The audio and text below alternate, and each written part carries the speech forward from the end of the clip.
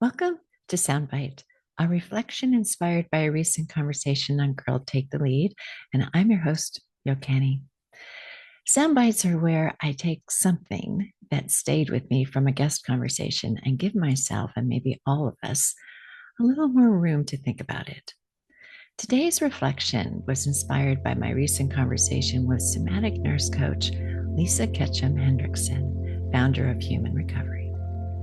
Lisa said something that stayed with me. We can't heal what we don't feel.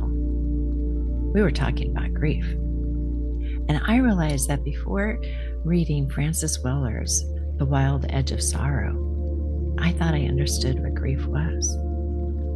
Someone we love dies, a relationship ends, something precious is lost. Of course, we grieve, or we try not to grieve, some of us. But Weller describes 5 different gates of grief, and they help me see that grief may be present in places I had never thought to look for it. The first gate is the one most of us probably recognize. Everything we love, we will lose. Impermanence is part of being human. But then Weller begins opening other doors. His second gate involves the places within us that have not known love. Anyone who has followed this podcast for a while has heard me talk about my own struggles with belonging. There have been parts of myself I'd had to work hard to understand, accept, and heal. I hadn't necessarily thought of that work as grief, but perhaps some of it was. His third gate is the sorrows of the world. Oh, I can feel the struggles of others deeply, and I think maybe you can too. There is so much happening around us that can break our hearts.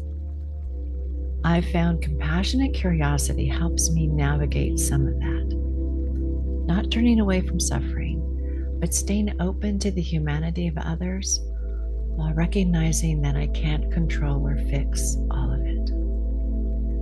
Then there's grief for what we expected and did not receive. This one made me think about achievement. For many years, I thought my career path would eventually lead to becoming a CEO. It didn't. And here's the interesting part. I can still grieve that sometimes, even though I know that becoming a CEO probably wasn't a good path for me, and that would not have made me happy. So, what exactly am I grieving? Maybe it's the expectation I once had for myself. Maybe an imagined future. Maybe the woman I once thought I was supposed to become. Can we grieve something we don't even want anymore? I think we can. But it was Weller's 5th gate, ancestral grief, that blew me away. The idea that grief can move through a lineage. In our family, loss was something you stuffed down. We didn't talk about it, and we certainly didn't spend much time feeling it. And I bet you a lot of you feel that too. Then suddenly I was considering what my mother may have carried from her mother and what her mother carried from the generation before her and what maybe eventually arrived in me. That changed something for me. Not because understanding ancestral grief magically makes it disappear, but because there is something freeing about finally having a name for what we may be carrying. Maybe some of what we feel didn't begin with us, and maybe we didn't have to keep responding to it in the same way. That's what I found so powerful about Weller's 5 gates. They expanded the question from who or what have I lost to what in my life might I be grieving that I've never recognized as grief. A a part of myself that didn't feel welcome, a friendship or love that wasn't reciprocated, a dream that didn't happen, an expectation I had to release, the suffering I see all around me. Something carried through my family for generations. And maybe it's really a loss of a pet. Maybe grief has been present in more of our lives than we've realized. And there's one more part of Weller's book that I keep thinking about. He reminds us that grief wasn't always meant to be something we did alone. Across cultures, grief has been held through ritual and community, people coming together to witness one another's sorrow. And as I've been putting this soundbite together, I've wondered, isn't that in some small way what we're doing right now? I'm naming some of the grief I've recognized in my life. Maybe as you're listening, you're recognizing something in yours. We're not fixing it for one another. We're witnessing it. We're giving it a name. And maybe we're giving each other permission to feel something we were once taught to stuff down, hide, or carry alone. Maybe that's part of what community can offer us. Not an escape from grief, but a place where we don't have to hold it all by ourselves. And maybe recognizing grief isn't about becoming sadder. Maybe it's about becoming more alive and more accepting of our own tears. Lisa said something during our conversation that surprised me. When we learn to sit with grief, she believes it can expand our capacity for other emotions, especially joy. I keep coming back to that because perhaps grief and joy aren't opposites. Perhaps our willingness to feel one expands our capacity to feel the other.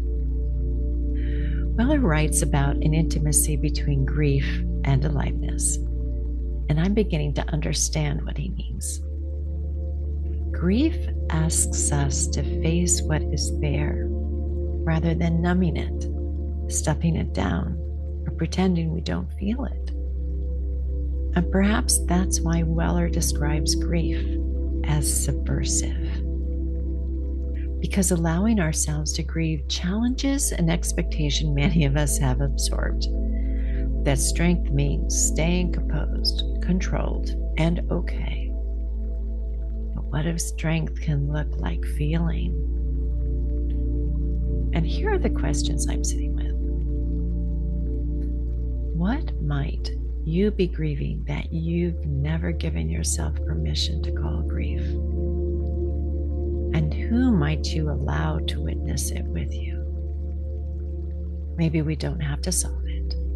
Maybe we can begin simply by noticing it, naming it, sharing it with compassionate curiosity, and allowing ourselves to feel. Because as Lisa reminded us, we can't heal what we don't feel.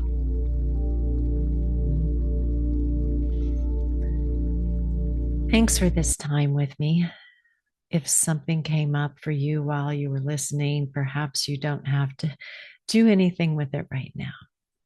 Maybe you simply recognize it as grief is enough for today. And next time on Girl Take the Lead, we're going somewhere quite different. I think there may be a connection. My guest will be Roz Zobel, someone I've had the pleasure of knowing for close to 50 years. After more than 30 years in international marketing and sales, Roz chose a different kind of next chapter. She moved to San Miguel de Allende, Mexico, discovered a passion for mixed media art, and turned travel into much more than a vacation. Today, she's a pro-level travel advisor for Fora Travel, exploring the world through slow travel, art workshops, language schools, and experience that leave room for the unexpected. And maybe there is a little connection to what we've been talking about today. If grief asks us to honor what we've lost and what we're leaving behind, perhaps aliveness also asks us to remain curious about what might still be waiting for us. Roz brings plenty of curiosity, humor, and one of my favorite questions to the conversation. Why not? I hope you'll join us. Until then, I'm Yokani. Thanks for listening to the Soundbite. And I'll see you next time on Girl Take the Lead. Bye.